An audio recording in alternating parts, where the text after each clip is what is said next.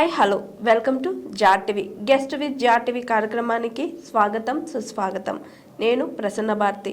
ఈరోజు మన ముందున్న గెస్ట్ రాష్ట్ర దేశ రాజకీయాల్లో జరుగుతున్న అనేక సమస్యల గురించి చర్చించేందుకు మన ముందున్నారు సీనియర్ జర్నలిస్ట్ నారా విజయ్ కుమార్ గారు.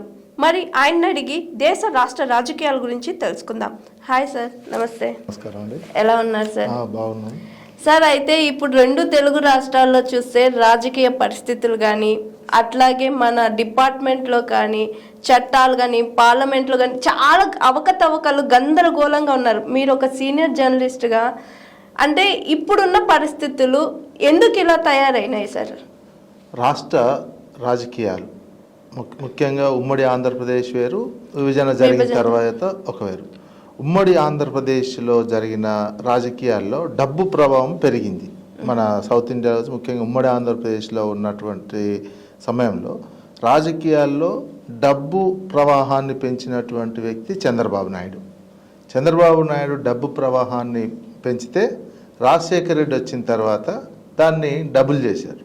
ఇక అది ఆ కల్చర్ కొనసాగుతుంది. రాష్ట్ర విభజన తర్వాత కూడా ఇటు తెలంగాణలో కానీ అటు ఆంధ్రప్రదేశ్లో కానీ డబ్బు ప్రవాహం కొనసాగుతుంది. అయితే డబ్బు ప్రవాహం ఉంది తప్ప ప్రభావం కొన్నిసార్లు పడుతుంది, కొన్నిసార్లు పడట్లేదు. ఈ డబ్బు కల్చర్ తోటి రాజకీయాలన్నీ కూడా చాలా మారిపోయినాయి. డబ్బున్న వాళ్ళే రాజకీయాలు చేసేటువంటిది, మామూలు వాళ్ళు రాజకీయాలు రాలేనటువంటి సిచ్యువేషను. పబ్లిక్లో కూడా ఆ రకమైనటువంటి వాతావరణం. ఎవరైతే డబ్బులు పెడుతున్నారో వాళ్ళ వైపే చూడడం. కాకపోతే అదే ప్రయారిటీ దానివల్లనే గెలుస్తారు అనేది కాదు, కానీ డబ్బుతో వచ్చినటువంటి పరిణామం ఇదంతా. ఇది దాని తర్వాత ఆ డబ్బుని మళ్ళీ తిరిగి సంపాదించుకోవడానికి అవినీతి జరగడం, ఆఫీసర్స్ని ఆ రకంగానే అలవాటు చేయడం, అట్లా జరుగుతూ ఈ రాజకీయ పరిణామాలు జరిగినాయి ఆంధ్రప్రదేశ్లో కానీ ఉమ్మడి విభజన జరిగిన తర్వాత తెలంగాణలో. అయితే తెలంగాణలో ఏమైందంటే విభజనకు ముందు వరకు కూడా తెలంగాణ వాళ్ళకి పరిపాలించుకోరాదు అది అని బాగా ఆరోపణలు ఉన్నటువంటి ఒక అభిప్రాయం ఉన్నటువంటిది. విభజన జరిగిన తర్వాత తెలంగాణ అభివృద్ధి అయింది. ఈరోజు ఇంతెందుకు, ఈరోజే ప్రధానమంత్రి ఆర్థిక సలహాదారుల కౌన్సిల్ నివేదిక కూడా ఇవ్వటం జరిగింది. గ్రోత్ ఎట్లుందంటే ఆంధ్రప్రదేశ్ విభజన జరిగిన తర్వాత ఆంధ్రప్రదేశ్ గ్రోత్ తక్కువగా ఉంది, తెలంగాణ గ్రోత్ ఎక్కువగా ఉంది. అదేవిధంగా జీడిపి కూడా భారతదేశానికి ఎక్కువగా ఇస్తున్నటువంటి ఆంధ్రప్రదేశ్ కంటే తెలంగాణనే ఎక్కువగా ఇస్తుంది. భారతదేశ జీడిపిలో భాగస్వామ్యం అయినటువంటి రాష్ట్రం. ఓ రకంగా ఇది అభివృద్ధి కాముక రాష్ట్రంగా నిలబడ్డది. ప్రగతి రాష్ట్రంగా, అభివృద్ధి కాముక రాష్ట్రంగా జిఎస్డిపిలో కావచ్చు, అదేవిధంగా పర్ క్యాపిటల్ ఇన్కంలో కావచ్చు, వ్యవసాయ ప్రొడక్షన్లో కావచ్చు, అదేవిధంగా పారిశ్రామిక ఉత్పత్తుల్లో కావచ్చు. ఈ రకంగా ఓ రకంగా తెలంగాణ అభివృద్ధి పదంలో అయితే నడుస్తున్నటువంటి అంశం. నడుస్తున్నటువంటి దశలో ఒక ఎలక్షన్ రెండు టర్ములు బీఆర్ఎస్ పార్టీ అధికారంలో ఉంది, ఇప్పుడు కాంగ్రెస్ పార్టీ ఉంటుంది. ఆ వేగం ఏంటంటే ఇప్పుడు కాంగ్రెస్ వచ్చిన తర్వాత ఆ 10 సంవత్సరాల వేగం అనేది మందగించింది, వేగం తగ్గిపోయింది.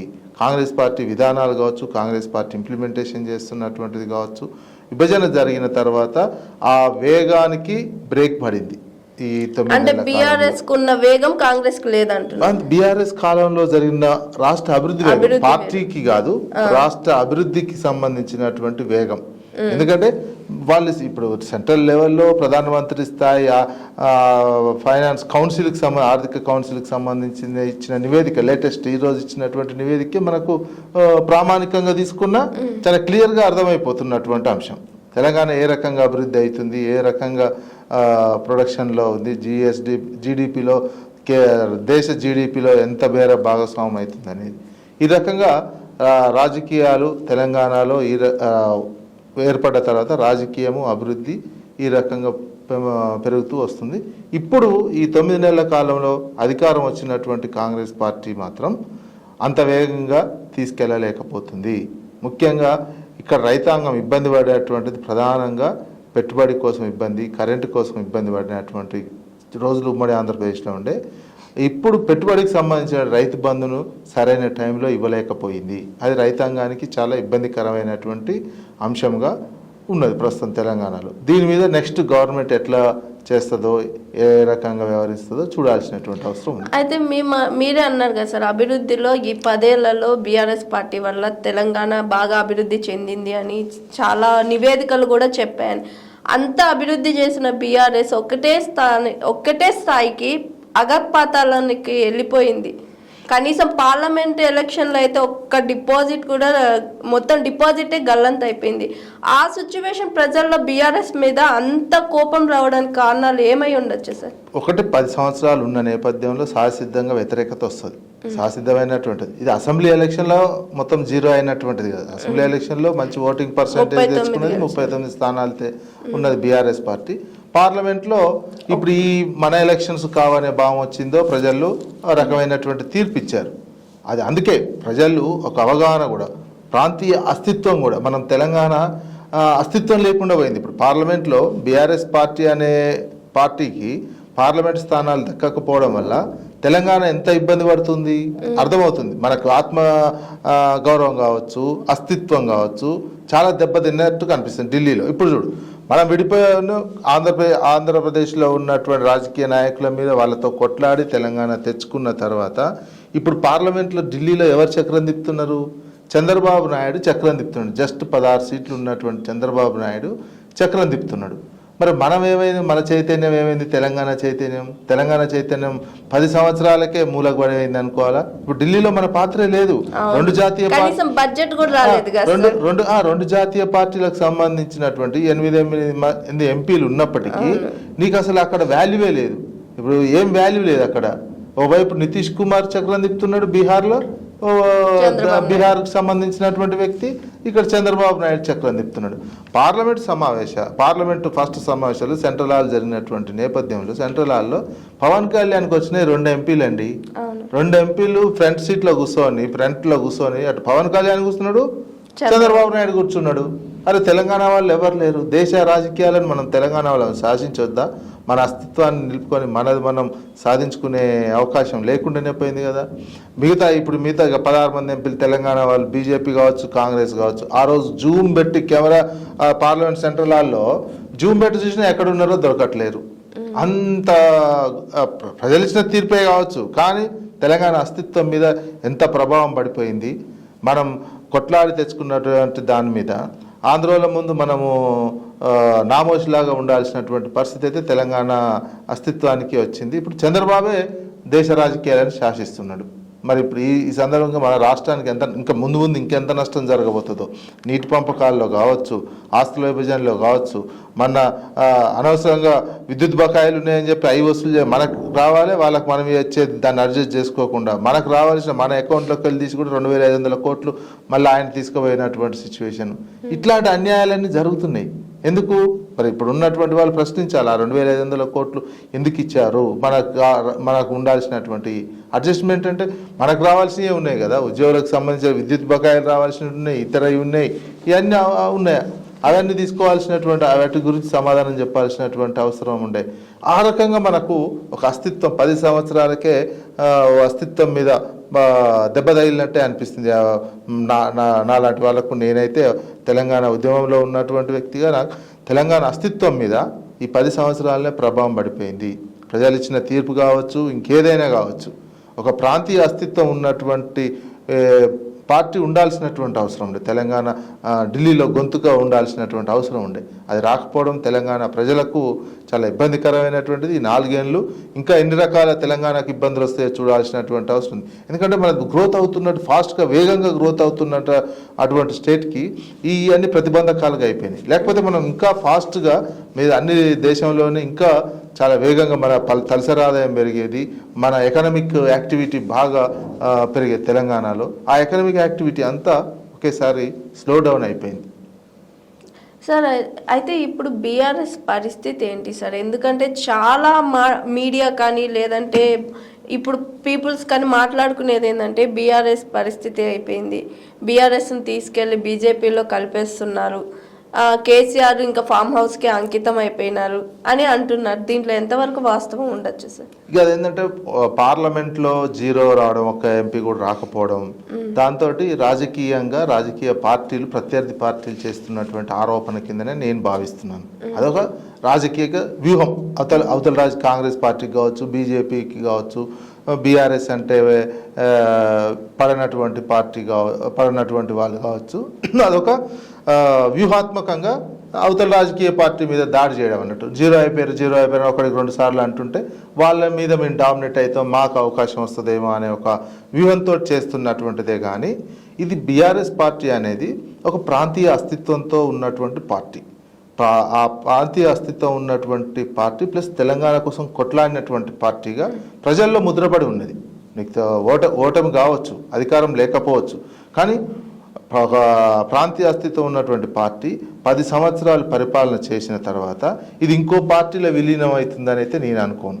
ఇంకో పార్టీలో విలీనం చేయాల్సినటువంటి అవసరం కూడా లేదు, చేయరు కూడా. ఎందుకంటే కానీ పార్లమెంట్ ఎలక్షన్ లో బీజేపీని బీఆర్ఎస్ వెనక నుండి గెలిపించిందని కూడా రూమర్ కాదు, అది వాస్తవం అని న్యూస్ అయితే వచ్చింది. న్యూస్ వచ్చింది, అదంతా రాజకీయ పార్టీల ఆరోపణ అనుకుంటున్నాను నేను. ఎందుకంటే 3 పార్టీలు ఫైట్ చేసినాయి పార్లమెంట్ ఎలక్షన్లో.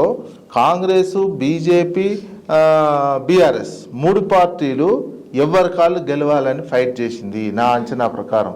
ఒక పార్టీ ఎందుకంటే ప్రాంతీయ అస్తిత్వం ఉండి ఇంకో పార్టీకి సపోర్ట్ చేస్తే వీళ్ళకుండా భవిష్యత్తు ఉండదు.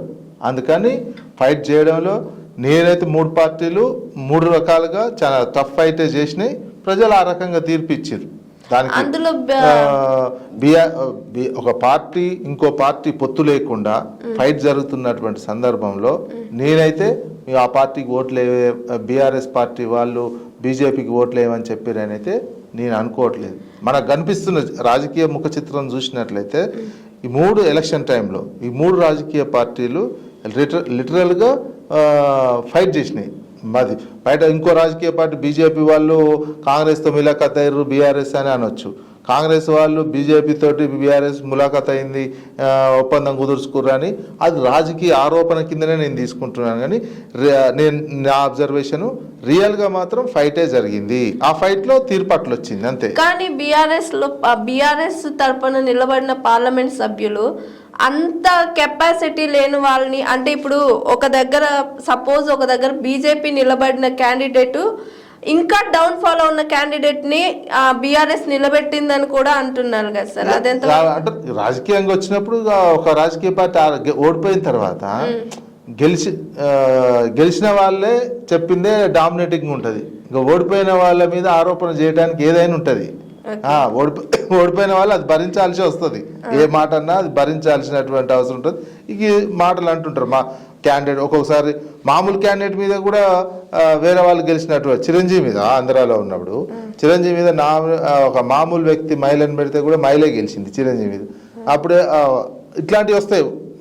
ఓడిపోయినప్పుడు గెలిచినప్పుడు చిరంజీవి ఆమె మీద కూడా గెలవలేకపోయినాయని మామూలుగా ఉంటే ఏమంటే చిరంజీవి ఆమె సామాన్య పెడితే చిరంజీవి మీద ఎవరు గెలుస్తారండి అని ఒకవేళ గెలిచి ఉంటే అలా అంటారు. ఇవన్నీ రాజకీయంగా ఆరోపణలు చేసుకునేటువంటి పార్టీగానే చూడాల్సిందే తప్ప ఏంటి అసలు తెలంగాణకి ఎట్లా ఏంటి అనేదే మనం ఆలోచన చేసుకోవాలి. ఢిల్లీ నుంచి కేంద్రంలో మనం ఎందుకు ఇక్కడ తెలంగాణ కిషన్ రెడ్డి ఉన్నాడు, కిషన్ రెడ్డి పెద్దగా నడిచేది ఏం లేదు, సెంట్రల్ మినిస్టర్ ఉన్నా. అక్కడ అమిత్ షా మోడీని కాదని దేశంలో చంద్రబాబు, ఆ తర్వాత నితీష్ వీళ్ళని కాదని సెంట్రల్ గవర్నమెంట్ నడవట్లేదు. వాళ్ళిద్దరు వాళ్ళ స్టేట్లకు కావాల్సినవి తీసుకోబోతున్నారు, ఎక్కువనే తీసుకోబోతున్నారు. బడ్జెట్లో కూడా అదనంగా వాళ్ళకు ఇస్తున్నటువంటిగా అనిపిస్తుంది. మనకు సందర్భంలో ఏమి లేదు. ఇప్పుడు ఇక్కడనే అర్థమైపోతుంది ఒక్కొక్క రాష్ట్రం మన అస్తిత్వం దెబ్బతినడంతో తెలంగాణకి ఏ రకంగా నష్టం జరుగుతుంది అనేది మాత్రం చాలా ఈజీగా అర్థమవుతుంది. కానీ బడ్జెట్ విషయంలో అయితే అక్కడ ఏపీ నుంచి ఉన్న ఎంపీస్ కానీ అక్కడి నుంచి కేంద్ర మంత్రులైన వాళ్ళు గట్టిగా ఫైట్ చేశారు కాబట్టి వాళ్ళు బడ్జెట్ తెచ్చుకున్నారు. ఇక్కడ నుంచి 16 మంది ఇట్లా 8 మంది కాంగ్రెస్ 8 మంది బీజేపీ తరపున ఉన్నాయి కూడా ఫైట్ చేయలేకపోయినారు. బీఆర్ఎస్ వాళ్ళు కూడా అదే అంటున్నారు, ఎందుకని ఫైట్ చేసి బడ్జెట్ లో వీళ్ళు తెచ్చుకోలేకపోయినారు సార్? అది ఇప్పుడు బీజేపీ ఎవరి కంట్రోల్లో ఉంది? అమిత్ షా, మోడీ కంట్రోల్లో ఉంది. వాళ్ళిద్దరిని ఎదిరించలేరు. వాళ్ళిద్దరిని గట్టిగా అడగలేరు, అడిగి మాకు ఇన్ని నిధులు కావాలని చెప్పలేరు. ఎందుకంటే సొంత పార్టీ, ఓన్ పార్టీ విధానాలు, పార్టీ ప్రకారం వాళ్ళు ఎట్లున్నా నడుచుకోవాల్సి వస్తుంది. అదే ఆంధ్రప్రదేశ్లో ఏముంది, ఆంధ్రప్రదేశ్లో ఆయన శాసిస్తున్నాడు, చంద్రబాబు నాయుడు శాసిస్తున్నాడు. అక్కడ ఉన్నటువంటి అమిత్ షా, మోడీ కూడా ఆంధ్రప్రదేశ్ వరకు వాళ్ళ రాజకీయాన్ని వదులుకుంటారు. రాజకీయాన్ని చంద్రబాబు ఏది చెప్తే అది వినేటట్టు ఉండరు. వాళ్ళకి ఆంధ్రప్రదేశ్ వరకు మనం ఒక లిబరల్గా ఫండ్స్ ఇచ్చిన, రాజకీయ అంశాల వీటిలో లిబరల్గా ఉన్నా మనకు నెరవేరితే దేశం అంతా మిన్నని చూసుకోవచ్చులే అనే ఒక అభిప్రాయంతో అమిత్ షా, మోడీ వివరించారు. మరి కాంగ్రెస్ పార్టీ ఎందుకని గొంతెత్తి మాట్లాడలేకపోయింది? కాంగ్రెస్ పార్టీ అదే కదా, కాంగ్రెస్ పార్టీ కూడా 8 ఉన్నది, గొంతెత్తి మాట్లాడాలి. వాళ్ళు కూడా మాట్లాడలేకపోతున్నారు.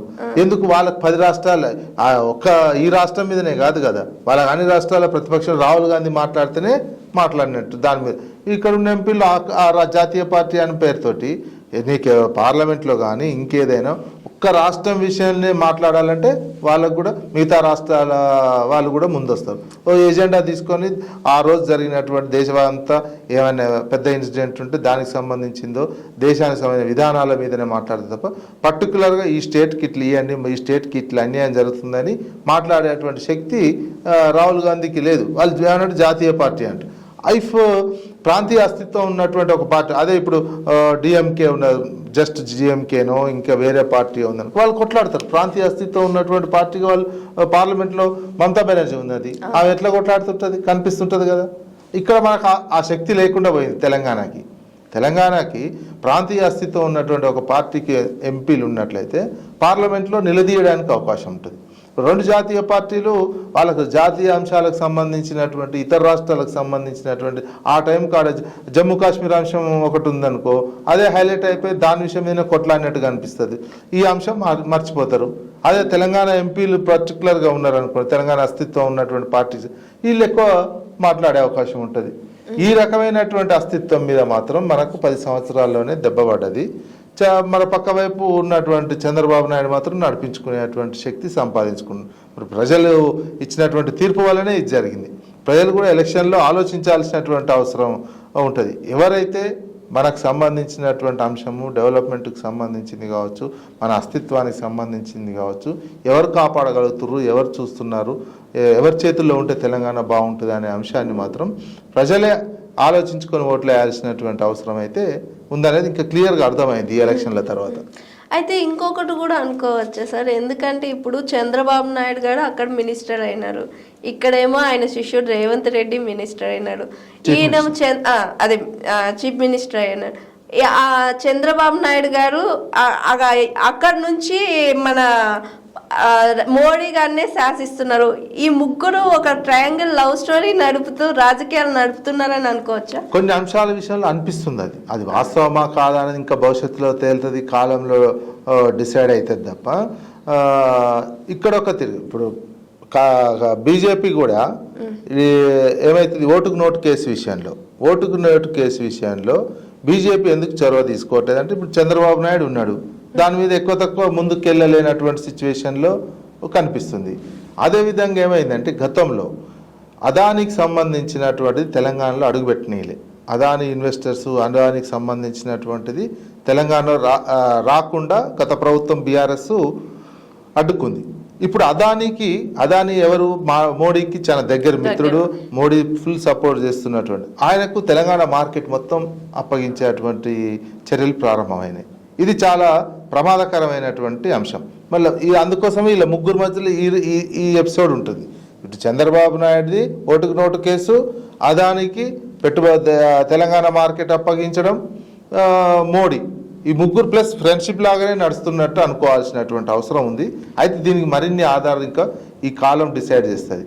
ఎందుకంటే రాహుల్ గాంధీ కాంగ్రెస్ పార్టీ విధానంగా ఏం మాట్లాడుతుంది, అదానికి సంబంధించినటువంటిది దేశాన్ని దోచుక తిన్న దొంగ అని నిరంతరం రాహుల్ గాంధీ ఆరోపిస్తున్నాడు అదాని మీద. అట్లాంటి దేశాన్ని దోచుక తిన్నటువంటి వ్యక్తితోటి తెలంగాణ ముఖ్యమంత్రి పెట్టుబడులను ఆహ్వానిస్తున్నాడు. ఆయనని ఇక్కడ మార్కెట్ మొత్తం ఆయనకు అప్పగించాలని, ఇక్కడ ఉన్న సహజ వనరులు మొత్తం ఆయన చేతిలో పెట్టాలని చూస్తున్నటువంటి పరిస్థితి కనిపిస్తుంది.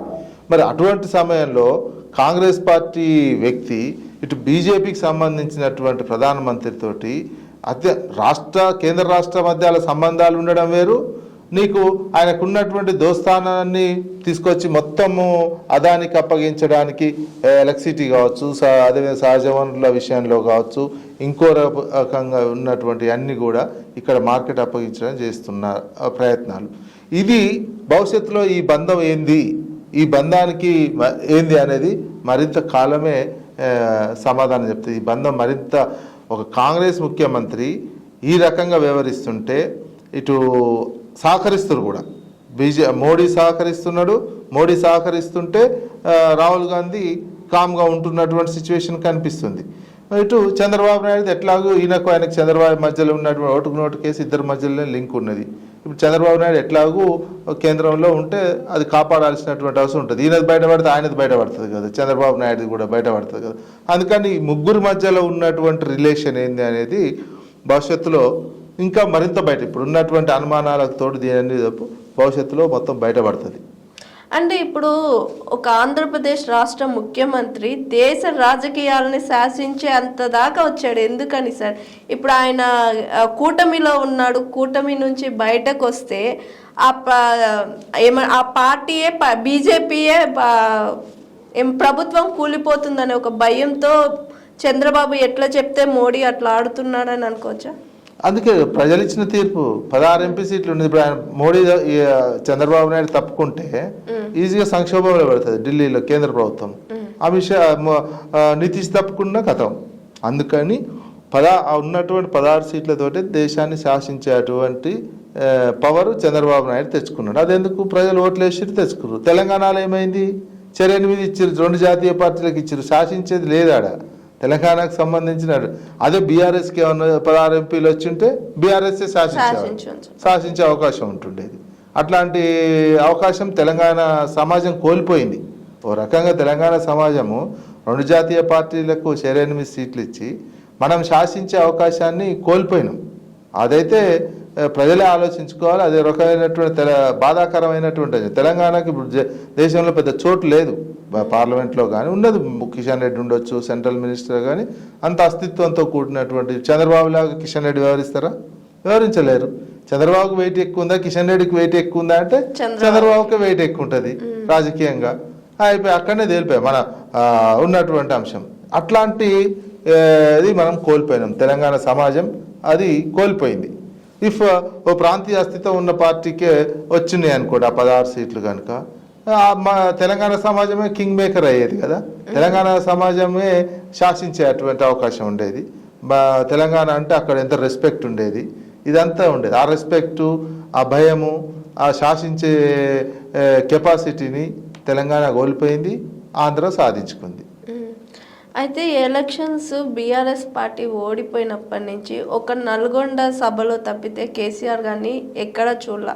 ఆయన వాయిస్ అయితే మ్యూట్ అయిపోయింది. ఎందుకని సార్? అంటే ప్రతిపక్షం అంటే ఇప్పుడు రూల్ చేస్తున్న పార్టీ చాలా నిందలు వేస్తుంది, ఎలిగేషన్స్ తెస్తుంది.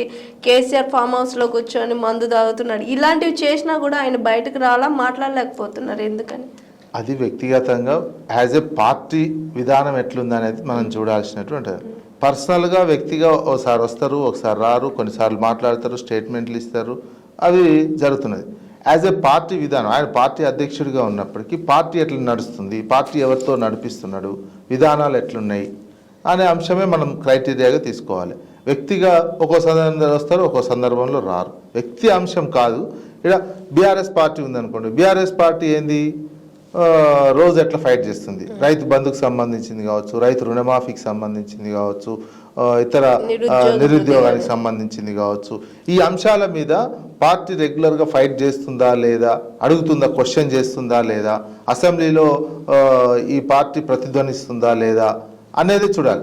వ్యక్తిగా కేసీఆర్ అధ్యక్షునిగా ఉన్నటువంటి నేపథ్యంలో వ్యక్తులుగా రాకపోవచ్చు, వ్యక్తులుగా ప్రతి అంశం మీద మాట్లాడకపోవచ్చు, స్టేట్మెంట్లు ఇస్తుండొచ్చు. కానీ పార్టీ విధానము, పార్టీ నాయకత్వము, పార్టీలోని ఇతర నాయకత్వం ఎట్లా పనిచేస్తారు అనేది ఆ పని విధానమే మనం తీసుకొని విశ్లేషించుకోవాల్సినటువంటి అవసరం ఉంటుంది. కొన్ని సందర్భాల్లో వస్తారు, కొన్ని సందర్భాల్లో రారు. రావాల్సిన సమయంలో వస్తారనేది ఆ పార్టీ చెప్తున్నటువంటిది. ఇప్పుడు అవసరం లేదని ఆ పార్టీ అనుకోవచ్చు. ఇప్పుడు వచ్చినటువంటి 9 నెలల కాలంలోనే బయటికి పార్టీ అధ్యక్షుడు కావచ్చు, ప్రతిపక్ష నాయకుడు బయటకు వచ్చి మాట్లాడాల్సినటువంటి అవసరం ఉంది. త్వరగా సమయం ఇద్దాం ఆ అధికార పార్టీ వాళ్ళకి. ఆ సమయం ఫెయిల్ అవుతా ఉంటే అప్పుడు ప్రతిపక్ష నాయకునిగా నేను ప్రజల్లోకి వస్తా అని ఇట్లాంటివన్నీ ఉంటాయి. వాళ్ళ వ్యూహాలు, అది రాజకీయ వ్యూహంగా ఆ పార్టీ ఆ వ్యూహం అనుసరిస్తున్నట్టు ఆ వ్యూహం అనుసరిస్తున్నట్టు కనిపిస్తుంది కదా. ఇప్పుడే ఎందుకు, మనం భవిష్యత్తులో కొట్లాడాల్సినటువంటిది ఉన్నది, భవిష్యత్తులో కొట్లాడదామని. అది ఆ పార్టీ వ్యూహం. ఈ పార్టీ కాంగ్రెస్ పార్టీ వ్యూహం, బీజేపీ పార్టీ వ్యూహం, వీళ్ళ ముఖ్యమంత్రి తిరగడము, బీజేపీకి సంబంధించిన నాయకులు తిరగడము, వాళ్ళ వ్యూహం వాళ్ళది. ఏ రాజకీయ పార్టీ వ్యూహం ఆ రాజకీయ పార్టీ వ్యూహం ఉంటుంది. వ్యక్తిగా అనేది అది వ్యక్తులుగా కొంతమంది వస్తారు, కొంతమంది రాకపోవచ్చు. కానీ ఓవరాల్గా పార్టీ విధానాలు ఎట్లున్నాయి, పార్టీ కొట్లాడే సిస్టమ్ ఎట్లుంది, ప్రశ్నించే సిస్టమ్ ఎట్లుంది అనేది మనం తీసుకోవాల్సినటువంటి అవసరం ఉంటుంది. ఓకే సార్, అయితే ఇప్పుడు కాంగ్రెస్ పార్టీ వచ్చి తెలంగాణ గవర్నమెంట్ ఫామ్ చేసి 9 నెలలు అవుతుంది. ఎలా ఉంది సార్ పాలన కాంగ్రెస్ పార్టీ? అంటే ఇంకా అదే స్లో అయిపోయింది, గాడిన పడట్లేదు. నిరంతరము ఇచ్చినటువంటి హామీలు. ఎందుకంటే కాంగ్రెస్ పార్టీ ఏంటంటే ప్రజలకి కొండకెంటకే కట్టింది. ఎలక్షన్ టైంలో వాళ్ళు ఒక మేనిఫెస్టో విడుదల చేసారు, 6 గ్యారంటీలు అన్నారు, రైతు రుణమాఫీ అన్నారు, రైతు భరోసాది 15,000 అన్నారు. ఈ 6 గ్యారంటీలను వచ్చిన 100 రోజులు రాగానే ఇమ్మీడియట్గా ఇంప్లిమెంటేషన్ చేస్తామన్నారు. వచ్చిన తర్వాత 100 రోజుల్లో ఇంప్లిమెంటేషన్ చేస్తామన్నారు. తొలి సంతకం డిసెంబర్ 9నే పెడతామని అన్నారు. ఇదే అన్నారు. అధికారం వచ్చిన తర్వాత మేము ఇట్లా అనుకోలేదు, ఇంత అప్పులలో ఉందని మాటలు చెప్పారు. అంటే కాంగ్రెస్ పార్టీ హామీ ఇచ్చేటప్పుడు ఏంటంటే ఒక మేనిఫెస్టో కమిటీ కూడా శ్రీధర్ బాబు నేతృత్వంలో ఏర్పాటు చేశారు. చేసినటువంటి కమిటీ మేము మొత్తం రాష్ట్ర ఆర్థిక పరిస్థితిని అంతా రీసెర్చ్ చేసినా, మాకు 50 సంవత్సరాల పరిపాలన అనుభవం ఉన్నది, మాకు ఇవన్నీ చూసే ఇవన్నీ హామీలు ఇస్తున్నాం, మేము 100 రోజుల్లో ఇంప్లిమెంటేషన్ చేస్తాము అని ప్రజలు కూడా నమ్మే ఓట్లేశారు. ఓట్లేసి గెలిచిన తర్వాత మేము ఇన్ని అప్పులలో ఉన్నాయి, తర్వాత ఏం చెప్తున్నారు, గెలిచిన కాడి నుంచి ఈ రాష్ట్రం అప్పులలో ఉన్నది, మేము ఈ పథకాలు ఇంప్లిమెంటేషన్ చేయలేకపోతున్నాం అని సగం చేసి పెడుతున్నారు అన్నీ. ప్లస్ గ్రోత్ రేట్ ఒకేసారి ఏమైందంటే వివిధ రకాల సరైన చర్యలు తీసుకోకపోవడం వల్ల క్రమంగా ఆర్థిక క్రమశిక్షణ అనేది సరిగా లేదు. రాష్ట్ర ఆర్థిక క్రమశిక్షణ ఉల్లంఘన జరిగి ఈ కాలంలోనే దాదాపు 60,000 కోట్ల వరకు కూడా అప్పులు చేశారు. 60 నుంచి 70,000 కోట్ల వరకు అప్పులు చేశారు కొత్తగా. మరి కొత్తగా చేసి ఏం చేశారో చెప్పలేకపోతున్నటువంటిది ఉన్నది. ఆర్థిక క్రమశిక్షణ ఉల్లంఘన జరుగుతున్నది. మళ్ళీ కొత్త లోన్ల కోసం భూములను అమ్మితే కాకుండా తాకట్టు పెట్టి తీసుకోవాలనే ప్లాన్ చేస్తున్నారు. తాకట్టు పెట్టి తీసుకుంటే ఎఫ్ఆర్బిఎం పరిధిలోకి వస్తాయా రావా అనేది ఒక క్లారిటీ లేదు. ఈ కన్ఫ్యూజన్ తోటి రాష్ట్ర ఆర్థిక వ్యవస్థ దెబ్బతినే పరిస్థితి వచ్చింది. ముఖ్యంగా రియల్ ఎస్టేటు ఎఫెక్ట్ చాలా పడ్డది. మన వ్యవసాయం తర్వాత ఎక్కువగా ఆధారపడినటువంటిది తెలంగాణలో రియల్ ఎస్టేట్ లాగానే ఉన్నది. ఆ రియల్ ఎస్టేట్ రిజిస్ట్రేషన్లు పడిపోవడం, రియల్ ఎస్టేట్ యాక్టివిటీ సరిగ్గా లేకపోవడం, ముఖ్యంగా హైదరాబాద్ ప్రాంతంలో ఆదాయం పడిపోయినటువంటి సిచ్యువేషన్ కనిపించేస్తుంది. దీంతో తెలంగాణ హైదరాబాద్ బ్రాండ్ ఇమేజ్ పడిపోతున్నటువంటి సిచ్యువేషన్ కనిపిస్తుంది. ఈ రకంగా పరిపాలన అంత సాఫీగా, అంత గ్రోత్ రేటు పెరిగే విధంగా, ఆర్థికంగా బలోపేతం అయ్యే విధంగానైతే ఈ 9 నెలల కాలంలో లేనటువంటి అంశం. మధ్యలోనే ఒక హైడ్రాను తీసుకొచ్చారు. హైడ్రా మరింత ఇబ్బందికరమైనటువంటి అంశంగా హైదరాబాద్కు మారింది. ఒకవేళ హైడ్రా తోటి నువ్వు కూల్చాలనుకుంటే హైడ్రా తోటి మొత్తం హైదరాబాద్ నాలాలని క్లీన్ చేసేటువంటిది ఉంటే చిత్తశుద్ధి ఉండాలి, ఒక కమిట్మెంట్ ఉండాలి. ఏంది ముందు వాళ్ళ రాజకీయ కోణంలోనే చేస్తున్నారనే ఆరోపణలు ఎందుకు వస్తున్నాయి? ముందు వాళ్ళ పార్టీకి సంబంధించినటువంటి నాయకులే కనుక తీసేసినట్లయితే, కొట్టేసినట్లయితే ప్రజలు గట్టిగా విశ్వసించారు, హైడ్రా ఓ రకంగా చేస్తుందేమో హైడ్రా. కానీ వాళ్ళు అలా చేయట్లేదు. సామాన్యులది పేదలే కూల్స్తున్నారు. ఇప్పటికీ 23 చోట్ల 266 కూలగొట్టారు. కేవలం 113 ఎకరాలు మాత్రమే స్వాధీనం చేసుకున్నామని ప్రకటన చేయలేదు. ఈ 113 ఎకరాలు కూడా ఎక్కువైంది పేదలు, మధ్యతరగతి ఉన్నది. ఒక ఇద్దరి మాత్రమే పెద్దవాళ్ళు కూలగొట్టి మిగతా అన్ని చిన్న వాళ్ళే కూలగొట్టినట్టు అయిపోయేసరికి దాని మీద విశ్వాసము నమ్మకం కలగకపోగా మొత్తం ఒక రియల్ ఎస్టేట్ వ్యాపారులకు భయం జ్వరబడింది. మనది ఎక్కడ అంటే ఇప్పటికే రేరా ఉండే, జిహెచ్ఎంసీ ఉండే, హెచ్ఎండిఏ ఉండే, అన్ని రకాల అనుమతులు తీసుకున్న తర్వాత కూడా ఇప్పుడు వచ్చి హైడ్రా అనుమతులుగా ఎన్ఓసి పెట్టాలి అంటే మళ్ళీ అది నెక్స్ట్ వస్తారు. నెక్స్ట్ ఇంకే గవర్నమెంట్ అయినా వచ్చి హైడ్రా కాదు ఇంకో ఎన్ఓసి తీసుకోవాలి అంటే 30 ఏళ్ల క్రితం 40 ఏళ్ల క్రితం కొన్ని జీవిస్తున్నటువంటి వాళ్ళని కూడా ఇబ్బంది పెట్టేటువంటి పరిస్థితి రావటం జరిగింది. హైడ్రా తీసుకుంటే జాగ్రత్తగా ఒక లెక్క ప్రకారం 5-6 లక్షల ఇండ్లు కూల్చాల్సి వస్తుందని ఒక అంచనా ఉన్నది. మరి ఇప్పుడు 5-6 లక్షల ఇండ్లు హైదరాబాద్లో కూల్చడం సాధ్యమా? హైదరాబాద్లో 5-6 లక్షల ఇండ్లు కూలిస్తే హైదరాబాద్ ఏం కావాలి, అక్కడ ప్రజలు ఏం కావాలి, హైదరాబాద్ బ్రాండ్ ఇమేజ్ ఏం కావాలి, హైదరాబాద్ రియల్ ఎస్టేట్ ఏం కావాలి, 5 లక్షల ఇల్లు అంటే ఏం కావాలి, ఎంతమంది రోడ్డు మీద పడిపోతారు, ఏమవుతుంది? దీనికి కాకపోతే సొల్యూషన్ మీరు ఉన్నటువంటి అంత చిత్తశుద్ధి చేయాలనుకుంటే మీరు ముందు మీ నాయకులే కట్టారు. ఎఫ్టీఎల్లో ఉన్నది, బఫర్ జోన్లో ఉన్నారు, మీరు మంత్రులవి కూడా ఉన్నాయి. ఇట్లాంటి వాటి మీద గట్టి చర్యలు తీసుకుంటే కొత్తగా కట్టేటువంటి వాళ్ళైనా ఆపుతారు. కొంతమంది ఉన్నటువంటి పేదవాళ్ళు కావచ్చు, మధ్య తరగతిని వాళ్ళని ఖాళీ చేయించి తర్వాత ఏదో చేయొచ్చు.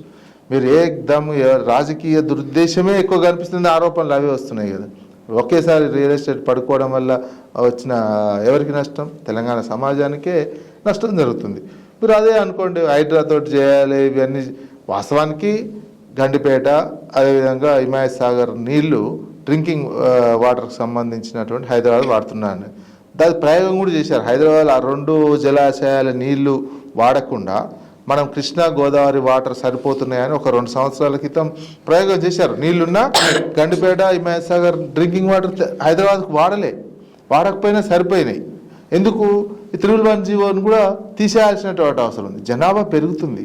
మనది ఏంటంటే జనాభా పెరిగినటువంటి రాష్ట్రము పెరుగుతుంది, భారతదేశంలో పెరుగుతుంది, మొత్తం పెరిగినటువంటిది. ఇంత 1.5 కోటి జనాభా పెరుగుతున్నటువంటి నేపథ్యంలో వాళ్ళు ఇండ్లేడ కట్టుకోవాలి. ఇప్పుడు 311 కింద నువ్వు ఐరైజ్ కట్టుకోవాలి. ఎందుకంటే ఆ ఊర్లలో కొత్తగా జనరేషన్ వచ్చినటువంటిది. వాళ్ళు ఎక్కడ బతకాలి? గ్రామ కంటాలలో కూడా నీకు ఇల్లు కట్టుకోలేనటువంటి సిచ్యువేషన్ ఉన్నది 311 పరిధి ఉన్నటువంటిది.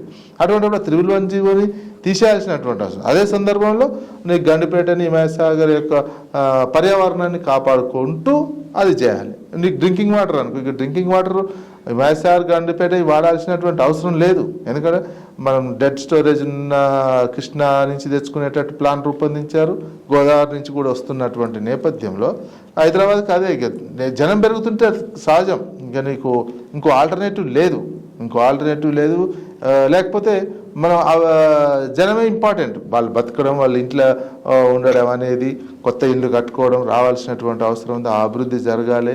ఆ అభివృద్ధితో పాటు చెరువులను కాపాడుకునేటువంటి ఒక నెక్స్ట్ ఇప్పటి నుంచైనా ఒక స్ట్రిక్ట్ రూల్స్ పెట్టుకొని అది ఇంప్లిమెంటేషన్, ముఖ్యంగా నాయకులు, ఏ పార్టీ నాయకులైనా వాళ్ళు కనుక ఇంప్లిమెంటేషన్ చేస్తే మిగతా సమాజం అంతా ఇంప్లిమెంటేషన్ చేస్తారు. వాళ్ళు అన్ని ఉల్లంఘనలు చేస్తుంటే సమాజం ఎందుకు ఉంటుంది? సమాజం కూడా ఉల్లంఘనలే జరుగుతుంటాయి. అందుకని అట్లాంటి ఉల్లంఘనలు ఉన్న వాళ్ళని మీద యాక్షన్ తీసుకోండి. తీసుకున్న తర్వాత మిగతా వాళ్ళే చేస్తుంటే నమ్మకం పెరుగుతుంది. అదే సందర్భం భవిష్యత్తులో ఇట్లాంటి ఇంకా జరగకుండా చూడండి. 30-40 ఏళ్ళ నుంచి కట్టుకున్న వాళ్ళని తీసేయాలంటే అది జీవించే హక్కు కూడా ప్రశ్నార్థకంగానే కదా. వాడు పేదోడు ఎప్పుడో 30 ఏళ్ళ క్రితం కట్టుకున్నటువంటి సామాన్య మధ్యతరగతి వాళ్ళు, కొంచెం మధ్యతరగతి కంటే కొంచెం పైన ఉన్నటువంటి వాళ్ళు అపార్ట్మెంట్లలో కూల్చేస్తామని నోటీసులు ఇస్తే వాళ్ళ ఇబ్బంది పడుతున్నటువంటి ఇన్ని లక్షల మందిని ఇబ్బంది పెట్టడం వల్ల సమాజానికే నష్టం జరుగుతుంది. హైడ్రాని ఇంకో రీతిగా ఇంప్లిమెంటేషన్ చేయాల్సిందిగా నా అభిప్రాయం. అయితే మీరు అన్నట్టే హైడ్రా గురించి అయితే కొంతమందికి ఎలాంటి నోటీసులు కూడా ఇవ్వకుండా కనీసం వాళ్ళు కొనుక్కున్న సామాన్లు కూడా తీసుకునేంత టైం కూడా ఇవ్వకుండా కూల్చేస్తుంది. అది కూడా రోడ్ల సైడ్ వేసుకున్న గుడిసెలు ఎప్పుడెప్పుడో మరీ దారుణం. అయితే నేను ఒక క్లిప్ చూశాను సార్. 3 months అవుతుందంట ఆ ఇల్లు కొనుక్కొని ఇంకా రేపు గృహప్రవేశం అనగా ఈరోజు వచ్చి హైడ్రా మొత్తం కూల్చేసిందంట. అలాంటి వాళ్ళ అది నిరుపేదల మీదే హైదరాబాద్ ఎంతవరకు కరెక్ట్ అంటున్నారు? అదే నేను అన్నది, నిరుపేదల మీదనే పడుతున్నారు. పడడం వల్ల వాళ్ళకి ఎంత నష్టం. వాళ్ళకి ఒక్కొక్క పత్రాలు ఉన్నాయి, కొన్ని పట్టాలు వెనకటి నుంచి ఉన్నటువంటి పట్టాలు కూడా ఉన్నాయి. అవన్నీ అనుమతులు ఉన్నాయి, జిహెచ్ఎంసీ అనుమతి ఉంది, కరెంట్ వాళ్ళు ఉన్నాయి, అన్నీ ఉన్నాయి. మళ్ళీ ఇప్పుడు హైదరాబాద్ వచ్చి కూలగొట్టినటువంటి సిచ్యువేషన్. ఇది పేదలను ఇబ్బంది పడతారు. అదే పెద్దవాళ్ళకి ఏం చేశారు? జయబేరి ఉన్నది మురళీమోహన్కి సంబంధించినటువంటి వారి నోటీసులు ఇచ్చారు తప్ప కూల్చలేదు, వాళ్ళే కూల్చుకోవాలని చెప్తున్నారు. పేదవాళ్ళకేమో నోటీసులు ఇవ్వకుండానే కూల్చేస్తున్నారు. అదేవిధంగా మిగతా వాళ్ళకి కూడా ఇంతవరకు ముఖ్యమంత్రి గారు బ్రదర్కి కూడా ఉన్నారు, నోటీసులు ఇచ్చి కాల్ చేసి వెళ్ళిపోమన్నారు తప్ప ఆయన పోయిండో లేదు, అది కూల్చలేదు. మరి ఆ దుర్గం చెరువు చుట్టూ ఉన్నటువంటి కూడా తీసేయాల్సి వస్తుంది, అవన్నీ తీసేయలేని పరిస్థితి ఉన్నది. పేదవాళ్ళని ఒక తీరుగా చూస్తున్నది హైడ్రా, డబ్బున్న వాళ్ళని పలుకుబడి ఉన్నటువంటి వాళ్ళని ఇంకొక తీరుగా చూస్తున్నది. ఈ పరిణామం మంచిది కాదు కదా. గవర్నమెంట్ యాజ్ ఎ హైడ్రా ఒక నిష్పక్షపాతంగా ఉండాలి, అది పేదల పట్ల ఇంకా సానుభూతితో ఉండాలి, డబ్బున్న వాళ్ళ పట్ల ఇంకా తీసేయాల్సినటువంటి అవసరం ఉంది. ఉల్టా అవుతుంది, పేదవాళ్ళకు నోటీసులు లేకుండా కూల్చేస్తున్నారు, వాళ్ళకేమో నోటీసులు ఇచ్చి టైం ఇచ్చి పోకపోయినా ఇంకోసారి పిలిచి చెప్తున్నారు, లేదా మీరే కూల్చుకోండి అని చెప్తున్నారు. ఇంకా కొన్ని అయితే కాలేజీలకు ఏముంది, ఇప్పుడు ఎంఐఎంకి సంబంధించినటువంటివి ఉన్నాయని కాలేజీలో ఆయన షెర్లోనే ఉంది, FTLలో ఉంటే ఆయన ఒక్కొక్కరికి అవకాశం ఇవ్వడం కోసం మిగతా అన్ని కాలేజీలకు అవకాశం ఇచ్చేసారు.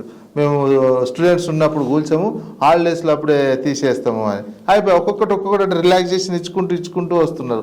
నెక్స్ట్ పెద్దోళ్ళకే నోటీసులు ఇస్తున్నారు తప్ప ఇది చేయట్లేరు, కూల్చట్లేరు. ఈ పేదోళ్ళకి కూడా కూల్చి గొడవ అయ్యేసరికి నెక్స్ట్ ఇప్పుడు వచ్చింది ఏంది, నివాసం ఒకవేళ ఉంటున్నట్లయితే మేము కూల్చాము అని. మరి హైడ్రా ఏర్పాటు చేసిన ఇంటెన్షనే మొత్తం నీరు గారిపోతుంది కదా. అంటే నాగార్జునకు సంబంధించి కన్వెన్షన్ హాల్ కూల్చడానికే హైడ్రా వచ్చిందని చాలా మంది అంటున్నారు. ఒక నాగార్జున కూల్చారు, నాగార్జున కూల్చిన తర్వాత ఇంకెవరిది కూల్చిర్రు, ఎవరిది లేదు, పెద్దవాళ్ళది. నాగార్జున కూల్చి ఇప్పుడు వస్తుంది నాగార్జున సెటిల్మెంట్ అయిపోయింది అనేది ఒక ఆరోపణ ఒక చర్చ జరుగుతుంది, న్యూస్ జరుగుతుంది. నాగార్జునకి అడిగాడు, అది కాకుండా ఇప్పుడు ఆడ హై రైజ్ కి ఇచ్చేస్తున్నాడు ఆ ప్లేస్ ని, అంతకుముందు ఉన్న ప్రభుత్వము ఇవ్వలేదని. ఇప్పుడు హై రైజ్ మొత్తం ఎంత కావాలి, ఎన్ని అంతస్తులు కావాలంటే అన్ని అంతస్తులు కట్టుకునే పర్మిషన్ ఆ మిగతా ప్లేస్కి ఇచ్చేస్తుండ్రు అనేది ఒక సెటిల్మెంట్ జరిగింది అనేది ఒక చర్చ ఫీల్డ్లో జరుగుతున్నటువంటి చర్చ. మరి ఇట్లాంటి ఇదే వచ్చింది కదా. అక్కడ చివరికి ఏమైంది, అన్ని హైడ్రా అనేది ఖచ్చితంగా ఉంటున్నది. ఇప్పుడు హైడ్రా ఆఫీసు కూడా బుద్ధ భవన్ కూడా ఈ FTL ఏదో బఫర్ జోన్లో ఉన్న ఆఫీసే అంటున్నారు. ఇప్పుడు నెక్లెస్ రోడ్ కూడా విత్ ఇన్ ద FTLలో ఉన్నది, నెక్లెస్ రోడ్ కూడా తీసేయాల్సి వస్తుంది గవర్నమెంట్కి సంబంధించినవి. అందుకే ఈ రకంగా ఒక హైడ్రా అనేది ఖచ్చితంగా వ్యవహరిస్తాము అంటే దానికి ఒక ప్లాను రూపొందించుకొని దానికి నోటీసులు ఇచ్చి ఇంత ఈ టైం వరకు ఉన్నటువంటి వాళ్ళు 30-40 ఏళ్ళ క్రితం ఉన్నటువంటివి కూడా చేసి ఈ రకంగా చేయడం వల్ల ఉపయోగం లేదనేది.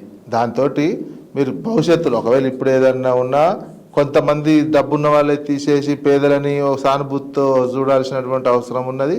డబ్బున్న వాళ్ళే తీసేసి తర్వాత నుంచి చాలా స్ట్రిక్ట్గా ఇంప్లిమెంటేషన్ చేసే విధంగా పెట్టుకొని ఆ రకమైన అమలు చేస్తే మన పర్యావరణ పరిరక్షణ చేసిన వాళ్ళు ఈజీగా వర్షం పడ్డా ఇంకేజ్ వచ్చిన హైదరాబాద్కి ఇబ్బంది జరగకుండా ఈజీగా వాటర్ ఫ్లో వెళ్ళిపోయే విధంగా ఉంటుంది. అయితే ఇప్పుడు రేవంత్ రెడ్డి గారు రైతు బంధు అన్నారు, రైతు భరోసా అన్నారు, నిరుద్యోగ వృద్ధి, ఇవన్నీ చేయకుండా ఇట్లా రైతులు కానీ ఇట్లా స్టూడెంట్స్ కానీ చాలా ఇబ్బంది పడుతున్నారు సార్. కానీ ఆయన మాట తీరైతే చాలా అవహేళనగా మాట్లాడుతున్నారు. ఎలా చూడొచ్చు దీన్ని? అది ముఖ్యమంత్రి గారు గెలిచిన తర్వాత బూతులు మాట్లాడడం అనేది మాత్రం సరైనటువంటి అంశం కాదు. ఒక ముఖ్యమంత్రిగా గెలిచిన తర్వాత నీకు ఏదైనా ఉంటే రాజకీయ విమర్శలు చేసుకో, ఇంకే విమర్శలు ఏం చేసుకో, కానీ ముఖ్యమంత్రి గారు పేగులు మెడకేసుకుంటా తొక్కుతా ఇవే కాకుండా ఇష్టం ఉన్నట్టు ఇంకా ప్రతి అంశం మీద ఏంటంటే ఇష్యూని డైవర్ట్ చేసే విధంగానే ప్రస్తుత ముఖ్యమంత్రి వ్యవహరిస్తున్నారు. అది ఇంప్లిమెంటేషన్ చేసే అని ప్రశ్నిస్తూ ఉంటుంటే ప్రతిపక్షాలు కావచ్చు, ప్రజల నుంచి కావచ్చు, విత్ ఇన్ ద పార్టీలో కావచ్చు, ఆయనకు ఒత్తిళ్ళు బాగున్నాయి. పదవులు అందరికీ లేకపోతున్నారు, పార్టీలో సహకరించట్లేరు, ఈ రైతు బంద్ ఇంప్లిమెంటేషన్ కాలేదు, రుణమాఫీ పూర్తి స్థాయిలో చేయలేదు. దీంతో విపరీతమైనటువంటి ప్రెజర్స్ వస్తున్నటువంటి నేపథ్యంలో ఇన్ని బూతులు మాట్లాడుతున్నారా అనే క్వశ్చన్ అయితే వస్తుంది. ఇట్లాంటి బూతులు మాట్లాడము కేవలం ఇష్యూస్ని డైవర్ట్ చేయడానికి కోసమే కాదు. ఉన్నటువంటి వ్యక్తి దాన్ని ఒక సానుకూల దృక్పథంతో తీసుకోవాల్సినటువంటి అవసరం ఉన్నది. తీసుకొని సమస్యను పరిష్కరించండి. మరి ఎందుకంటే మీరు కొండకి ఎంటక కట్టినట్టు ఇష్టం ఉన్నటువంటి హామీలు ఇస్తుంది. హామీలు ఇచ్చిన తర్వాత ఇంప్లిమెంటేషన్ చేయకపోతే సహసిద్ధంగా ప్రశ్నిస్తారు. ఇప్పుడే ఉంది, ఇంకొక 3-4 నెలలు ఆగండి, ప్రతి ఒక్కరు రోడ్ల మీదకి వచ్చే పరిస్థితి వస్తుంది. ఇంకో 3-4 నెలలు అయితే నీకు ఇప్పటికే ఆశా వర్కర్లు వచ్చిర్రు, ఇవి గురుకుల టీచర్లు వచ్చారు, వైద్య నిరుద్యోగులు వచ్చారు, వైద్య ఆరోగ్య శాఖలో ఉన్నటువంటి వాళ్ళు వస్తున్నారు. ఈ జీతాలు లేనటువంటి వస్తలేవు అనేది వాళ్ళు వస్తున్నారు. అన్ని వర్గాలకు సంబంధించినటువంటి నిరసన కార్యక్రమాలు కొనసాగుతున్నాయి. ఇంకో 3-4 నెలలు అయితే ఇవి బాగా పెరుగుతాయి. ఇంకా అప్పుడు సమాధానం ఇంకెక్కువ చెప్పాల్సి వస్తుంది. ఆ సమాధానం చెప్పడానికి బూతులు అందుకొని ఇష్యూని డైవర్ట్ చేస్తా, అవతలను తిడతా అంటే అది సరైనటువంటి పద్ధతి కాదు. చాలా ఓపికగా సమాధానం చెప్పాలి. ఇంప్లిమెంటేషన్ చెప్పినటువంటి అన్ని ఇంప్లిమెంటేషన్ చేయాల్సినటువంటి అవసరం ఉన్నది. ఇప్పుడు ఎమ్మెల్యేలను తీసుకున్నటువంటి హైకోర్టు తీర్పు చేయగానే కూడా ఎమ్మెల్యేలకు సంబంధించినటువంటి అంశం మీద మాట మారుస్తున్నటువంటివి. నేనే ఇంటికి పంపించి కొట్టించిన అన్నట్టు అర్థాలు వచ్చే విధంగా మాట్లాడుతుంది. ఒక ఎమ్మెల్యేని ఇంటికి పంపించి ఇంకో ఎమ్మెల్యే మీద కొట్టిస్తే అది రాష్ట్రంలో శాంతి భద్రతలు ఉన్నట్ట లేనట్ట ఒక ముఖ్యమంత్రిగా ఆలోచించుకోవాల్సినటువంటి అవసరం ఉన్నది. అది ఒకవేళ ఇంటికి పోయిండు ఆత్మరక్షణ కోసం ఇంటికి పోయి దాడి చేస్తుంటే ఇంకో ఎమ్మెల్యే ఒకవేళ తుపాకీ లైసెన్స్ ఉంటుంది, గన్మెన్లే ఉంటారు, ఆయనకున్న తుపాకీలు తీసి కాల్స్తే ఏమైతుండేది? పెద్ద ఇష్యూ కదా. తుపాకీ కాల్పులు జరిపినా, గాల్లోకి కాల్పులు జరిపినా, ఇంకే విధంగా కాల్చినా నువ్వు ఒక 20 కిలోమీటర్లు ఒక ఎమ్మెల్యే ప్రయాణించి ఇంకో ఎమ్మెల్యే ఇంటి మీద దాడికి అంతవరకు పోలీసులు చూస్తూ ఊరుకున్నారు. అదంతా మీ గైడెన్స్లోనే జరిగిందని వచ్చిన ఆరోపణలు ఇవన్నీ ఉంటే వాటన్నింటిని మళ్ళా తిట్లతోటే సమాధానం చెప్తే సమాజం ఒకసారి 2 సార్లు చూసి హర్షిస్తుండొచ్చు. ఆ టైంకు 1-2 సార్లు తిట్టినప్పుడు మజా అనిపించవచ్చు. కానీ తెలంగాణ సమాజము దాన్ని పాజిటివ్గా తీసుకోదు. తెలంగాణ సమాజము పట్ల ఒక సీఎం స్థాయి దిగజార్చుకొని తన స్థాయి తానే సీఎం పోస్టుని ప్రస్తుత సీఎంని దిగజార్చుతూ మాట్లాడుకున్నట్టే అవుతారు తప్ప దాని సీఎం పదవికి వన్నె తెచ్చే విధంగా సీఎం పదవిని హుందాగా ఉంటున్నట్టు మాత్రం ఇప్పుడు ఉన్నటువంటి సీఎం గారు, తెలంగాణ సీఎం గారు వ్యవహరించటం లేదు. అయితే మరీ ముఖ్యంగా చెప్పుకోవాలంటే విద్యార్థుల పరిస్థితి దారుణంగా ఉంది సార్. మన కేసీఆర్ గారు గవర్నమెంట్ ఉన్నప్పుడు వాళ్ళకు మార్నింగ్ బ్రేక్ఫాస్ట్, లంచ్, డిన్నరు మంచి పౌష్టికాహారం ఉండేది. ఈ కాంగ్రెస్ గవర్నమెంట్ వచ్చేసిన తర్వాత మార్నింగ్ బ్రేక్ఫాస్ట్ అనే స్కీమ్నే తీసేశారు. ఓన్లీ లంచ్, డిన్నర్ పెడుతున్నారు. కానీ అది దారుణమైన ఉత్త కారం పొడితో అన్నం పెడుతున్నారు. నేను రీసెంట్గా నిన్న కూడా విద్యార్థులు ధర్నాలు చేసిన పరిస్థితి వచ్చింది. ఆ పరిస్థితికి గవర్నమెంట్ విద్యార్థుల దగ్గరికి పోయి ఇంత దారుణంగా ప్రవర్తించాల్సిన అవసరం ఏముంది? వాళ్ళకి కడుపు నిండా అన్నం పెడితే వాళ్ళున్న పరిస్థితులు చూసే కదా సార్ గురుకులంలో చేరుస్తారు తల్లిదండ్రులు. కనీసం పట్టెడు అన్నం కూడా పెట్టలేని పరిస్థితిలో ఈ గవర్నమెంట్ ఉందా? మరి ఇప్పుడు మెయింటెనెన్స్ గురుకుల మీద ఏంటంటే దాదాపు 1000 పైన అన్ని SC, ST, BC, minority, general అన్ని గురుకులాలు కలిపి 1000 పైన ఉన్నాయి. ఒక్కొక్క స్టూడెంట్ మీద 1,00,000-1,50,000 రూపాయలు ఖర్చు పెట్టినటువంటి అదొక సిస్టమ్ ఏర్పాటు చేశారు. వచ్చిన కాంచి ఆ సిస్టమ్ దెబ్బతిన్నట్టు కనిపిస్తుంది. విద్యార్థులు రోడ్ల మీదకి వచ్చి ఫుడ్ సరిగ్గా లేదు, పురుగులు అన్నం పెడుతున్నారు అనేటువంటి పరిస్థితి 9 నెలల కాలంలో కల్పించారు.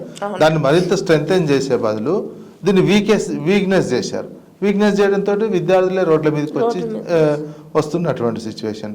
నీకు అదేమో గురుకులాలకు సంబంధించి మామూలు స్కూల్స్లో ఏంది మధ్యాహ్న భోజనము పురుగులే వస్తుండే, మధ్యాహ్నం భోజనం అందట్లేదు. అప్పుడు బ్రేక్ఫాస్ట్ ఉంటే ఆ బ్రేక్ఫాస్ట్ని తీసేసినటువంటి కార్యక్రమం ఇవన్నీ పోనీ ఇప్పుడు చాక్ పీస్లకే లేనటువంటి సిచ్యువేషన్ కనిపించింది కదా. చాక్ పీస్లే లేవు, మెయింటెనెన్స్. అట్లాంటి సిచ్యువేషన్కి ఎందుకు పోయింది? ఈ 9 నెలల కాలంలో మళ్ళీ 70,000 కోట్ల అప్పులు చేశారు. మరి ఏమైనా ఈ అప్పులు 70,000 కోట్ల అప్పులు చేసినటువంటి సిచ్యువేషన్లో ఈ 9 నెలల కాలంలో మళ్ళీ విద్యార్థులకు సరిగా ఫుడ్డే లేదే, విద్యార్థుల చాక్ పీస్లే లేవే, టీచర్లకు సంబంధించినటువంటి ఇబ్బందులే ఉండే.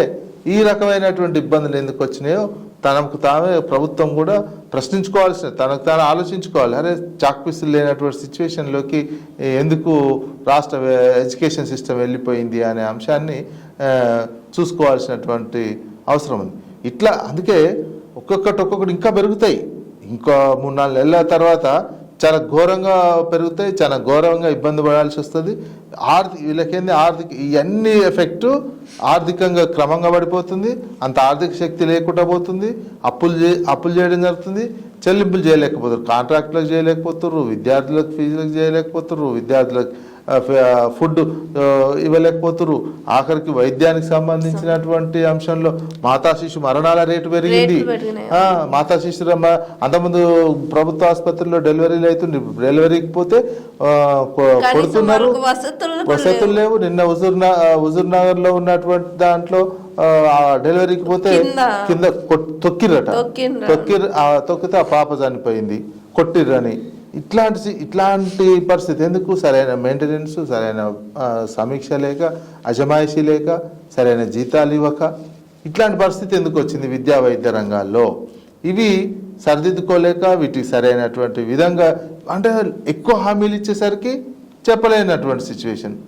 కొండొచ్చి మీద పడుతుంది, కొండకెటిక కట్టితే అధికారం వచ్చే, కొండ మీద పడ్డాక అది ఇంప్లిమెంటేషన్ చేయకపోతే ఇష్యూని డైవర్ట్ చేయాలని 1 రోజు 2 రోజులు 3 రోజులు ఇష్యూ డైవర్ట్ అవుతుంది.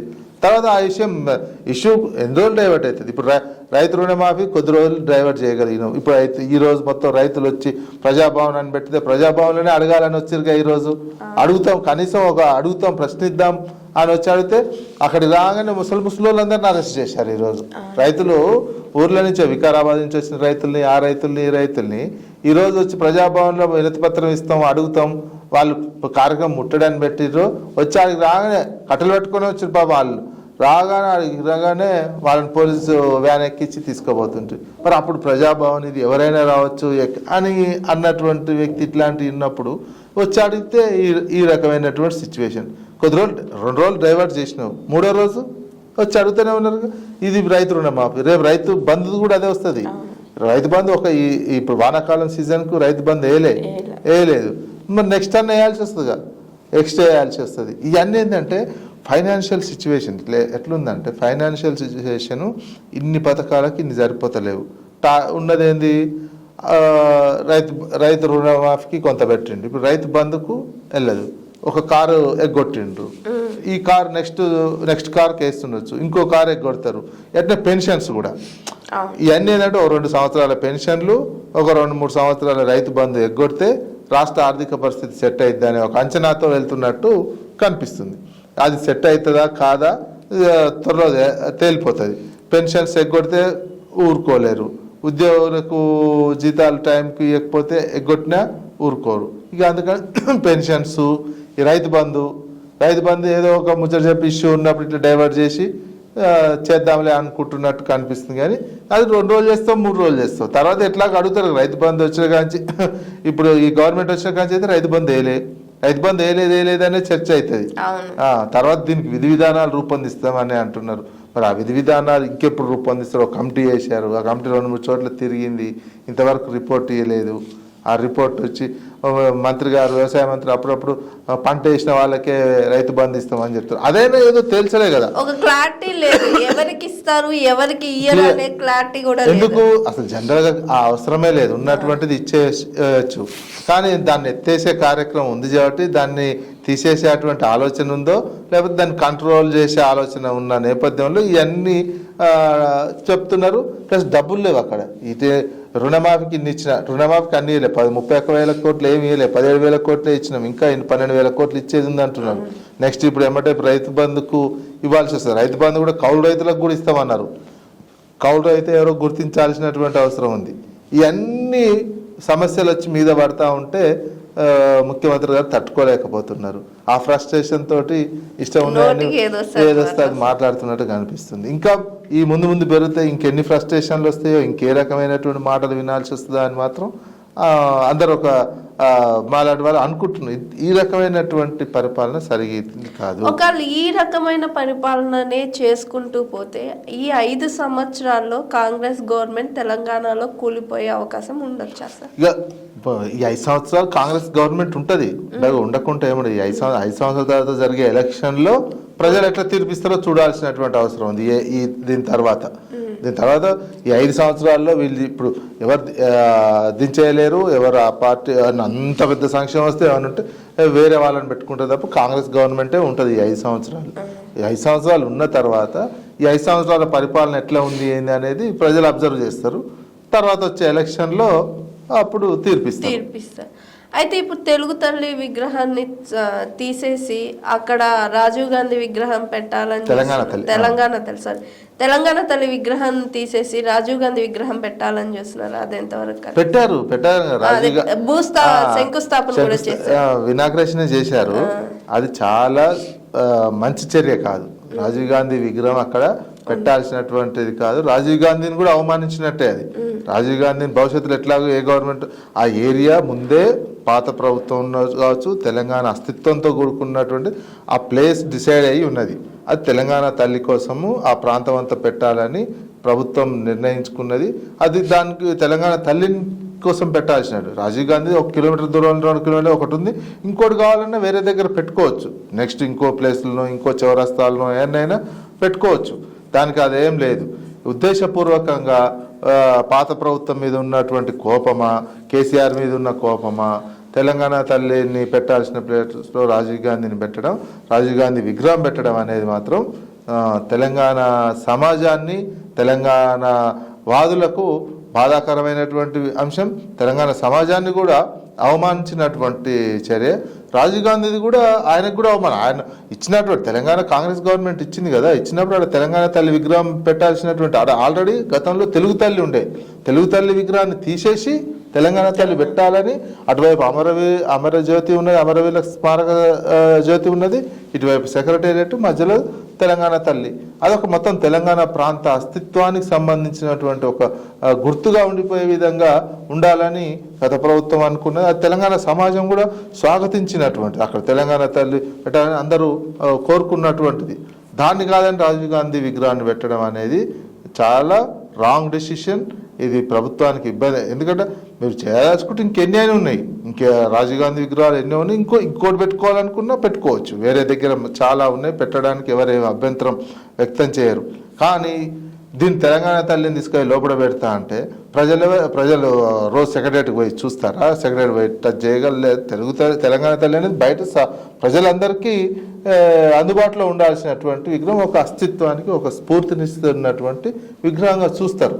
దాన్ని కాదని ఇట్లా చేయడం అనేది సరైనది కాదు. అది నెక్స్ట్ బీఆర్ఎస్ వాళ్ళు వస్తే మేము తీసి అక్కడ తెలంగాణ తల్లి విగ్రహం పెడతామని అన్నారు. నెక్స్ట్ గవర్నమెంట్ వస్తే ఏదైనా జరగవచ్చు. అందుకే ఇట్లాంటి తొందరపాటు చర్యలు, తొందరపాటు నిర్ణయాలు తీసుకోకుండా ఉండాల్సినటువంటి అవసరం అయితే ఇప్పుడున్న ప్రభుత్వానికి ఉంది. అయితే బీఆర్ఎస్ పార్టీ పుంజుకునే అవకాశం ఉందా సార్? రాజకీయ పార్టీలు ఎప్పుడైనా కొంతకాలం, ఇప్పుడు కాంగ్రెస్ పార్టీ గత 10 సంవత్సరాల్లో అధికారంలో లేదు తెలంగాణలో. పుంజుకున్నదా అంటే పుంజుకున్నది, అధికారం వచ్చింది పుంజుకున్నది. అప్పుడు 5 ఉండే ఎమ్మెల్యే స్థానాలు, పోయినసారి 5 ఉన్నాయి, ఇప్పుడు 65 స్థానాలతో అధికారంలోకి వచ్చింది. బీఆర్ఎస్ పార్టీ కూడా ఏంది 39 స్థానాలు ఉన్నాయి. బీఆర్ఎస్ పార్టీ 10 ఏళ్ళ అధికారంలో ఉంది. తెలంగాణ కోసం కొట్లాడిన పార్టీగా ముద్ర ఉన్నది. ఏ రాజకీయ పార్టీ అయినా ఆ పార్టీ విధానాలు, ఆ పార్టీ 5 సంవత్సరాల్లో ప్రభుత్వం మీద ప్రశ్నించేటువంటిది, ప్రజల తరపున అడిగేటువంటి విధానాలను బట్టి ప్రజలు తీర్పిస్తారు. బీఆర్ఎస్ పార్టీ ఆ రకమైనటువంటి కార్యక్రమాలు తీసుకొని ప్రజా ఉద్యమాలు చేయడం, ప్రజలకు సంబంధించినటువంటి కార్యక్రమాలు తీసుకొని ప్రజల్ని కన్విన్స్ చేసుకున్నట్లయితే మళ్ళీ బీఆర్ఎస్ అధికారంలోకి వచ్చే అవకాశం ఉంటుంది. రాజకీయ పార్టీకి ఉన్నటువంటిది అధికారం పోగానే ఎమ్మటే పార్టీ అంతా కొలాప్స్ అయినట్టు అనుకోవాల్సినటువంటి అవసరం లేదు. ఎప్పుడైనా ఏ సందర్భంలో అయినా మళ్ళీ రాజకీయ పార్టీ పుంజుకునే అవకాశం ఉంటుంది. అది పబ్లిక్ ఇష్యూస్ తీసుకొని పబ్లిక్ తరఫున కొట్లాడుతున్నట్టు ఉండట్లేదు. గతంలో కాంగ్రెస్ పార్టీ 10 ఏళ్ళు లేదు, లేదా కాంగ్రెస్ పార్టీ మొత్తం చనిపోయిందో, కాంగ్రెస్ పార్టీ క్లోజ్ అయింది అనుకునేటువంటి సిచ్యువేషన్ లేదు కదా. 5 ఉంటారు కదా ఎమ్మెల్యేలు, 5 ఎమ్మెల్యేలతో అధికారంలోకి వచ్చింది కదా కాంగ్రెస్ పార్టీ. ఇప్పుడు ఇక్కడ బీఆర్ఎస్ 39 మంది ఉన్నారు. అందుకే నిరంతరం ప్రజల ఇష్యూస్ తీసుకొని మాట్లాడడం, ప్రజలకు సంబంధించిన విధానాలు రూపొందించుకోవడం, అంతకంటే ప్రజల్ని కన్విన్స్ చేసినట్లయితే ఏ పార్టీకైనా మళ్ళీ పుంజుకొని అధికారం వచ్చే అవకాశం ఉంటుంది. ఓకే, బీజేపీ పరిస్థితి ఏంటి సార్ తెలంగాణలో? బీజేపీ రావాలంటే అదే కన్విన్స్ చేయాల్సిందే. బీజేపీ కూడా ఏంది, బీజేపీ ఇక్కడ అధికారంలోకి రావాలి అంటే వాళ్ళు ఆల్రెడీ ఇప్పుడు ప్రతిపక్షంలో ఉన్నట్టు కాదు, వాళ్ళు కేంద్రంలో అధికారంలో ఉన్నట్టే. వాళ్ళు ఇస్తారు 3 టర్ముల అధికారంలో ఉన్నది. 3 టర్ముల అధికారంలో ఉండి తెలంగాణకి ఏం చేసినావు అనే క్వశ్చనే వస్తుంది నెక్స్ట్ వాళ్ళ ఎలక్షన్లకు పోయినా. 3 టర్ముల అధికారంలో ఉండి 8 ఎంపీలు ఇచ్చిన, ఆంధ్రప్రదేశ్కి ఎక్కువ ఇచ్చి తెలంగాణకు తక్కువ ఇస్తున్నారు అనే క్వశ్చనే వస్తుంది తప్ప తెలంగాణకు సరైన విధంగా చూడట్లేరు, తెలంగాణకు మీరు సఫిషియెంట్ నిధులు ఇస్తలేరు, ఇంకా తెలంగాణ మీద సవితి తల్లి ప్రేమే చూపిస్తున్నారు, ఇంకా తెలంగాణ ఏర్పడడం ఇష్టం లేనట్టే మాట్లాడుతున్నారు ప్రధానమంత్రి గారు. తల్లిని చంపి ఎన్ని సందర్భాలు చూసినా తల్లిని చంపి బిడ్డనిచ్చారు, తెలంగాణ ఏర్పాటే ఆయనకి ఇష్టం లేనట్టు వ్యవహరిస్తున్నాడు. అది తెలంగాణ సమాజంలో ఉంది. మీకు మన ఏమైంది, కాకపోతే మోడీకి ఉన్నటువంటి అంశంతో ఢిల్లీలో అంశంతో ఒక 8 సీట్లు ఎంపీలు వచ్చినాయి. కానీ వాస్తవానికి తెలంగాణ సమాజంలో బీజేపీ మీద ఉన్నటువంటి అభిప్రాయం అయితే ఈ రకంగా ఉన్నది. వాళ్ళు అధికారంలోకి రావాలంటే వాళ్ళు ఏం చేయాలి? ఆంధ్రప్రదేశ్ కంటే గుజరాత్ కంటే ఎక్కువ నిధులు తెలంగాణకి ఇవ్వాలి. వాళ్ళు ఇచ్చినటువంటి హామీలు, పారిశ్రామిక కారిడార్లు కావచ్చు, విభజన చట్టంలోని హామీలు కావచ్చు, నదీ జలాల పంపిణీకి సంబంధించినటువంటి అంశం కావచ్చు, మీరు కనీసం కనిపించాలి. చంద్రబాబు నాయుడు మిమ్మల్ని బ్లాక్మెయిల్ చేసి డామినేట్ చేసి నిధులు తీసుకుపోవడం కాదు, ఇక్కడ ఎక్కువ నిధులు ఇచ్చి తెలంగాణకు మేము అదనంగా నిధులు ఇచ్చినాం, తెలంగాణ అభివృద్ధికి మేము అన్ని రకాలుగా పాటుపడ్డాం అనే ఒక ఇమేజ్ తెచ్చుకున్నట్లయితే, అట్లా ఇచ్చినట్లయితే మీరు కూడా ప్రజలు కన్విన్స్ అయితే ఉండొచ్చేమో. అప్పటి వరకు కన్విన్స్ కారు, ఎందుకంటే ఇది 3వ టర్మ్. వాళ్ళు కూడా అధికారం ఉండబట్టి 3వ టర్మ్ ఢిల్లీలో 3వ టర్మ్ ఉన్నా తెలంగాణకి ఏమి సాధారణ రాజ్యాంగ ప్రకారం రావాల్సినటువంటి నిధులే తప్ప అదనంగా ఒక్క పైసా ఇవ్వలే, అదనంగా ఒక్క కేటాయించింది కూడా లేదు. ఇంకా ITIR ఉన్నటువంటి దాన్ని తీసేసారు, ఒక కొత్త పారిశ్రామిక కారిడార్ ఇయ్యలే అనేటువంటిది. మనకు రావాల్సిన వరంగల్లో రావాల్సినటువంటి కోచ్ ఫ్యాక్టరీని మహారాష్ట్రకు తీసుకుపోయినటువంటి సిచ్యువేషన్. ఈ రకమైనటువంటి వివక్షత చూపిస్తుంటే ప్రజలు ఎందుకు కన్విన్స్ అవుతారు? నువ్వు అధికారం ఉండి కూడా నువ్వు తెలంగాణకు ఏం చేస్తలేవు అంటే మళ్ళీ నీకు అధికారం ఇచ్చి మేము ఏం చేయాలి? నీకు అధికారం రాష్ట్రం ఇచ్చి కేంద్రంలో ఫుల్ స్థాయిలో మెజార్టీని కూడా తెలంగాణకి ఇయ్యనప్పుడు తెలంగాణలో అధికారం ఏ రకంగా ఇస్తారు ప్రజలు? అందుకని రావాలంటే ఇట్లాంటి పనులు చేయాలి, పెద్ద పెద్ద పనులు చేసి కన్విన్స్ చేస్తే మీకు అవకాశం ఉంటుంది. లేదు ఇట్లనే ఉంటామంటే అవకాశం అయితే కష్టము ఉండడు. సార్ చాలా థ్యాంక్ యూ సార్. ఇప్పుడున్న దేశ రాష్ట్ర రాజకీయాల గురించి చాలా వివరంగా అనాలిసిస్ చేసి మాకు వివరించిన దానికి చాలా థ్యాంక్ యూ సార్. ఓకే, ధన్యవాదాలు. చూసారు కదండి, ఇవాల్టి మన గెస్ట్ సీనియర్ జర్నలిస్ట్ అయిన నారా విజయ్ కుమార్ గారితో మరోసారి మరో గెస్ట్తో మళ్ళీ కలుద్దాం. చూస్తూనే ఉండండి జిఆర్ టీవీ. నమస్తే. Hi, this is Swathi. Like చేయండి, షేర్ చేయండి, కమెంట్ చేయండి అండ్ సబ్స్క్రైబ్ చేయండి GR TV. Hi, this is Monica. Please like, share and subscribe GR TV.